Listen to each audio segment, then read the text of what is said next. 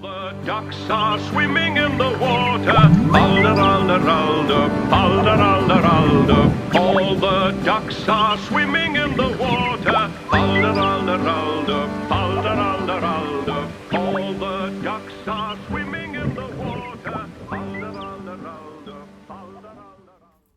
Buenos dias, ¿cómo está?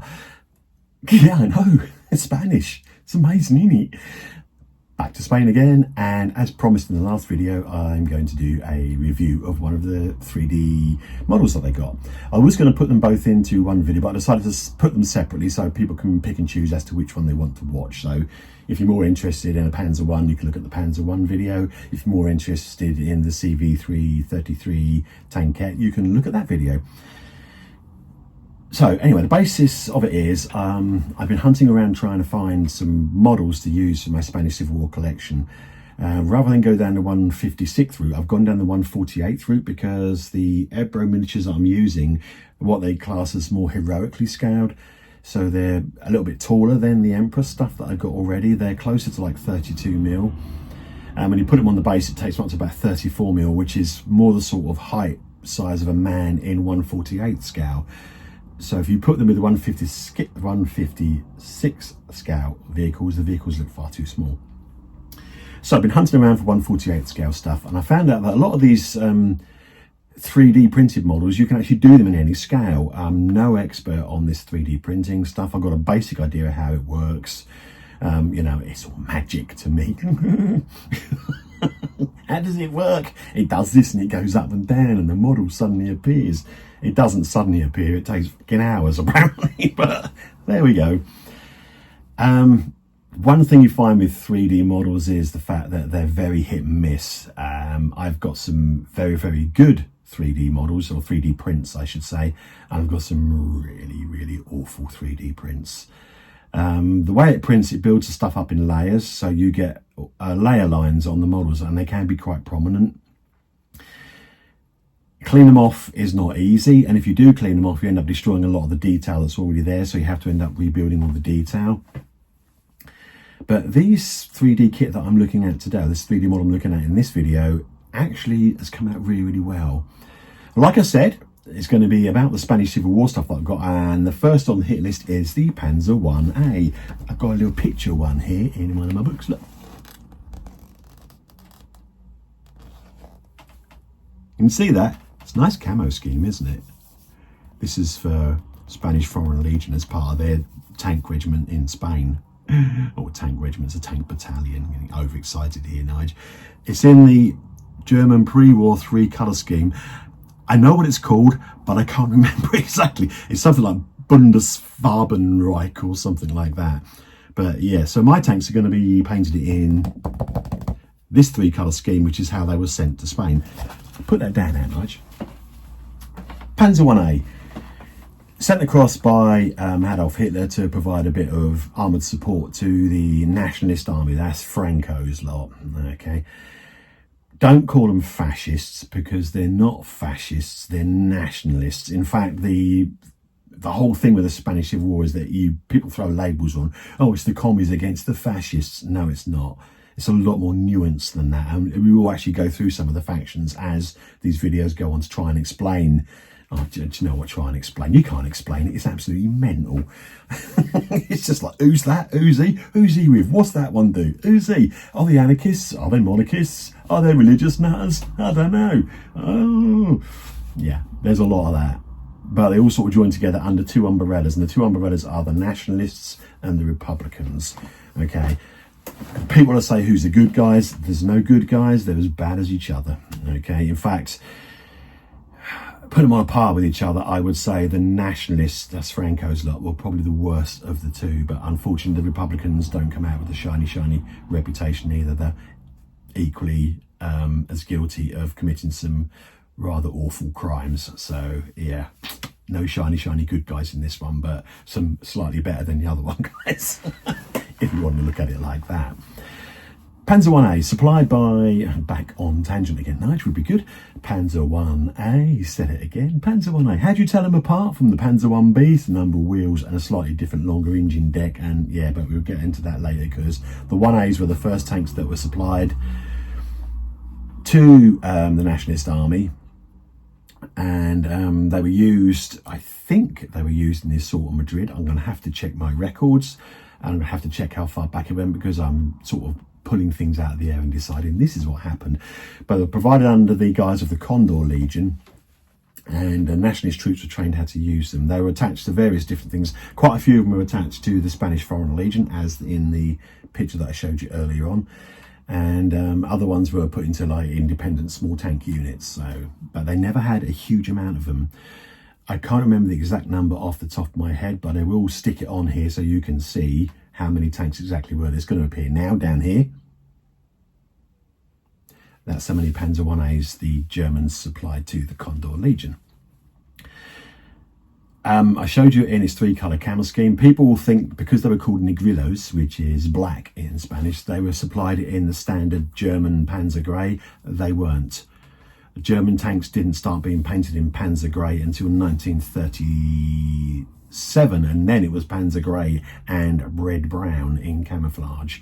The full actual Panzer grey didn't come in until later, so even the later tanks that were supplied to the Nationalist Army in Spain wouldn't have been all Panzer grey. They would have been dark grey and dark brown. So anyway, enough of that. When I get around to painting it, we'll go into that in more detail and the way the tanks worked and all this kind of stuff. But at the moment, it's reviewing the kit itself. This little thing. This little thing. It's a bit exciting, isn't it? I know, look, what happened there? He's got 2 of them. All will be explained when we go over to the desk. So this is what actually arrived from Dark Moon Printing when I ordered it, and I wasn't expecting to get all of this. I honestly just thought I was going to get like 1 tank, 1 turret and a set of tracks, and that was it. But I actually ended up with 2 hulls. I've got this one here, which is, I think it was done for North Africa. It's got the cut down front on it and a few other little bits and pieces, more detail. Basically, it's just got that towing thing on the front of it, the towing cable, honestly. And this one here, which was the one for Europe, I think it said on the thing, and it's got the fenders on the front. So that's the only difference between the hulls, really, is the fact that they've got some little bits of scenery on and the other ones haven't. Apart from that, they're both exactly the same, and they're really, really good. 1 set of tracks and 4 different turrets. It consists of the standard machine gun turret, twin machine guns, one with the hatch open, one with the hatch closed, and 2 of the Spanish modification turrets that I've got the Braider 20mm cannon in, and the same again, a open one and a closed one. Very handy because I could use this. There weren't many what were converted to the Braider option with the 20mm, but of course I can stick one in the game if I want to. So after I got this lot, I decided, well, why not go back to Dark Moon Printing? I got him to print me up another set of tracks. So now I have effectively got 2 Panzer-1s, because I've got the turrets, the hulls and everything to do it.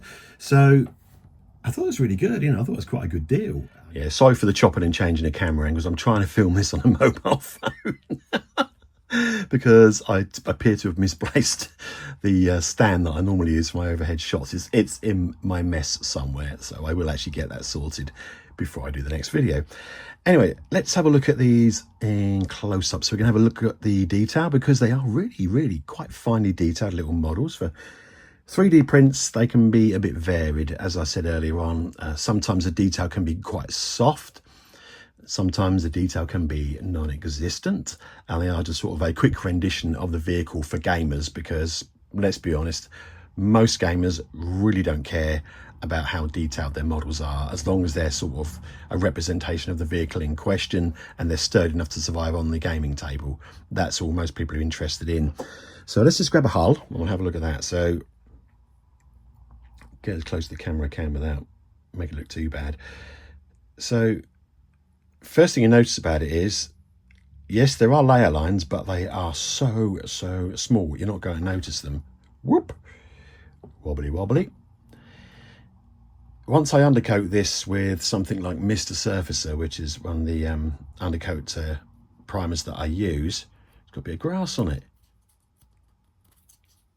Get off.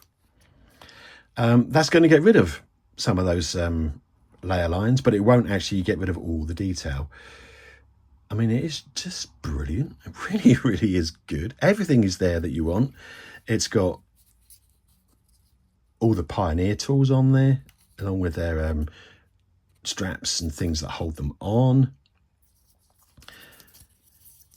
It's got the trough for the command area. I mean, I could actually put a very small wire aerial into there, so you can actually see the folded down aerial. It's got the jack. It's even got this sort of cross-hatched top on the mud guards, which I've seen quite a few of these Panzer ones, but they don't include that. This one here is the version for the Afrika Korps, and it's got the chopped down front mud guards, and it's also got its towing rope sort of wrapped around the headlight out the front. It technically, let's be picky here, it should have an air sort of filter thing over the hatch, but I don't care. You know, this is good enough for me. The track section's equally as detailed. Really, really nice. Even got the track sag sort of put into them. The turrets, what thing I really liked about the turrets is the turrets. I'm getting excited, I'm slowing my words. They've got the detail on the hatch, the interior of the hatch. It's got everything. A lot of times you get that done and it's just completely blank, you know, but they've actually put those on there. Those machine gun barrels are brilliant. They've even got, you can see that, holes in the end of them that I don't have to drill them. That is just brilliant. And you've got that one. Oh, don't break it, Nige. That's one thing I'm scared of. They are quite fragile, so you have to be careful. And you've got the closed version as well, which is, again, got all the detail on the top. It's really, really good. The other thing I like about these turrets is, can you see this? The way they're set up is you've got the hole in the turret top like that, with the little notches cut away, and that in the bottom of the turret itself. So when you put them on, let's see if I can do this.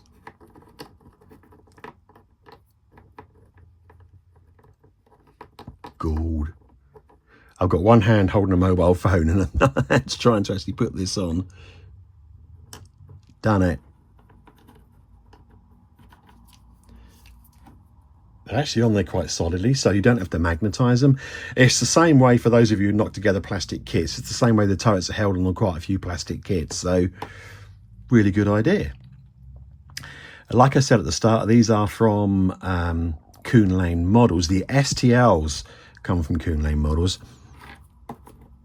but the actual prints come from a company on Etsy called Dark Moon Printing, and the print cost me £18.99 for the original one, which is the one that had the 2 holes and the 2 tracks and the 4 turrets, and another set of tracks cost me another £8.99 for the equivalent of what, £26. I've got 2 Panzer ones, which is 13 quid each, which for resin based details isn't bad, and they're not complicated kits. They're really quite easy to put together, as you can see. And yeah, to me, that was a good deal. So I would recommend, if anybody wants some of these, go to Counlane Models. If you're a 3D printing person, you've got your own printer, you can buy the STLs from Counlane, and he has a very, very good range of stuff. Lots of good early war stuff and loads of French stuff. If you're interested in the French, Second World War French, he's got lots. I think the guy is actually French, which is why there's lots of French models. Lots of good early war German stuff, and he's now sort of adding other bits and pieces to it. He put up a picture of his range that he's got so far sort of laid out, and right down here in the bottom corner, as you can see, I just put a big arrow so I can point it out, there's a T26. And if that T26 is as good as this Panzer 1, then my T26 problems are solved. So there we go. Panzer 1A, STL from Counlane, 3D prints from Dark Moon Printing. If you want a Panzer 1, go out and buy this one. It is bloody brilliant. So there you go. Okay, I might have got a little excited in that review, but they really are. I mean, it really is a great little model, and it's going to look fab once I get it painted. Well, hopefully it's going to look fab once I get it painted up. It's going to take a bit of work because that 3-colour camouflage screen is scream. Ah! Yeah, scream is about right, actually. That 3-colour camouflage scheme is going to be quite a bugger to do. I'm going to have to lay down the base coat with an airbrush and then probably paintbrush all of the camouflage on, because I don't think I'm going to be able to airbrush that. I'm good, but not that good. And it is a, oh, you know, I'm not going to bore you. Let's leave that when we go back and actually paint the thing, because I'll do a video of me sort of painting it and you know, weathering it and all that kind of stuff as well. So we'll leave all the painting nonsense to that, and you can see what kind of pixie I make of it then. So there we go, Pz1A. As I said, the STLs from Counlane Models, the print is from Dark Moon Printing. You could just buy the STLs and get your own 3D printing guys to print it for you, or if you've got a printer, you can print it yourself. I do think the Counlane Models kits, because they're so well detailed, you have to have quite a high, what's the word I'm looking for? A high detail printer, would that work? A printer that can print fine detail, because they're apparently all different and they do different things, and it's, yeah, it's all done on the size of the something or others. They're like 4K or 8K or 12K or... I'm no printer expert, honestly. I wouldn't even know where to start. So I just rely on other people to print stuff for me, which is, to me, the safest way of doing things. But there you go, Pz1A. Next time out, it will be the CV333 tankette that I got from Model 3D International. Another 3D printed kit. And another really nice one too. So until next time, guys, see you soon. Bye.